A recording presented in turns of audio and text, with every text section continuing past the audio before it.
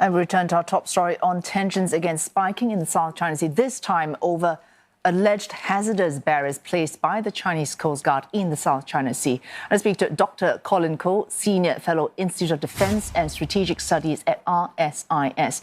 Dr. Koh, earlier we spoke to our correspondent on this. She said that the Solicitor General, who was on the legal team that filed the successful 2016 a case against China, he has suggested that they refile a new case on this barrier at the International Court in The Hague. What is the point of doing that if from 2016 China has just dismissed it as ill-founded, and I quote it, and naturally null and void?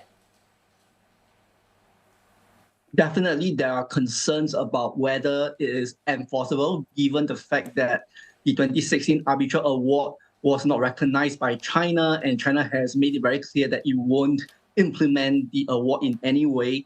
But the issue here is that, by lodging this legal case against China, I think what Manila is trying to achieve is to gain more publicity. In this case, to make known what China is doing in the South China Sea, and thereby also to create some form of deterrent against further Chinese actions in the South China Sea via such international limelight. Well, it can create more public awareness of these issues, and that's possible because arguably since 2016, in terms of how other countries perceive actions in the South China Sea, that could have changed as well. You've got India quite crucially this year in July, finally recognizing the 2016 ruling. Do you see other countries now far more amenable to perhaps taking Manila's stance on this than they might have been in 2016?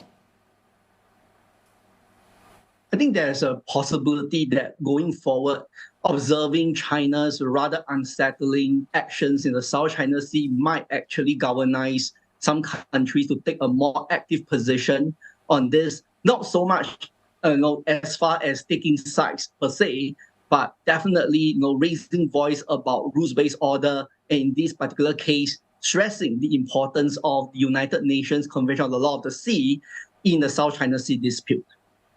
All right, but one party that Manila would have wanted to take sides and take sides very clearly, and we saw this earlier in August when a water cannon was fired at a resupply vessel in the Second Thomas Shoal.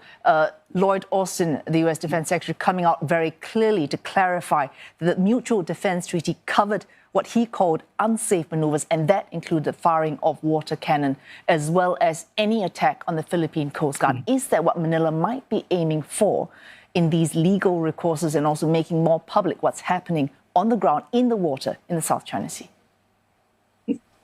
Yes, definitely possible, because this is a discussion that, in fact, precedes the recent water cannon incident. And in fact, if anything, for context, the water cannon incident, one of the first that took place was back in 2021, and that was under then President Duterte's helm in the office.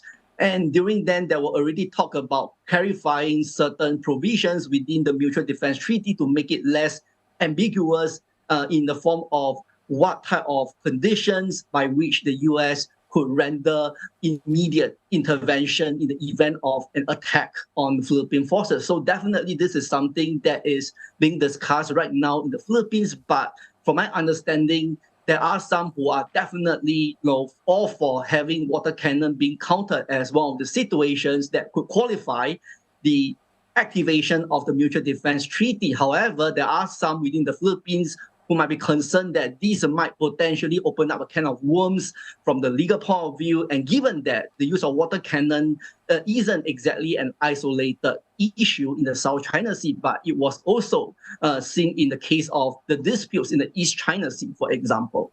All right. Concerns in the Philippines, and possibly because we keep speaking about this as the Sierra Madre being grounded in the Second Thomas Shoal, and that is because that was grounded in 1999. We keep referring to it in the news as a rusting ship. In fact, it's more than rusting, it is falling apart. That's something the Philippines know, China knows as well. So both sides are looking for a settlement before the entire ship disintegrates. Is that a relevant concern right now? Final question. Definitely. I mean, in a way, as what I would argue is China might not be that keen to resort to one forceful push to evict the Filipinos from the second Thomas Shore via, say, a military action. But I think more importantly is that given that China will recognize that it has gained sufficient strength and consolidated its projection capabilities in the South China Sea, so it is able and it believes that it could afford to play what we call the long game with Manila. And the end game would ideally be that either Manila decided that it should abandon the shore by itself, or that it has to be forced by natural circumstances. In this case, would be the deteriorating condition of the Sierra Madre to force the Philippines to back off from the second Thomas Shore, and thereby, it might potentially relinquish the shore to de facto Chinese control. So that is a more likely scenario, and definitely there are concerns in Manila about this regarding the long-term situation in second Thomas Shore after this ship is out of commission. All right, thanks so much for joining us this evening, Dr. Collin Koh, Senior Fellow at the Institute of Defense and Strategic Studies, RSIS.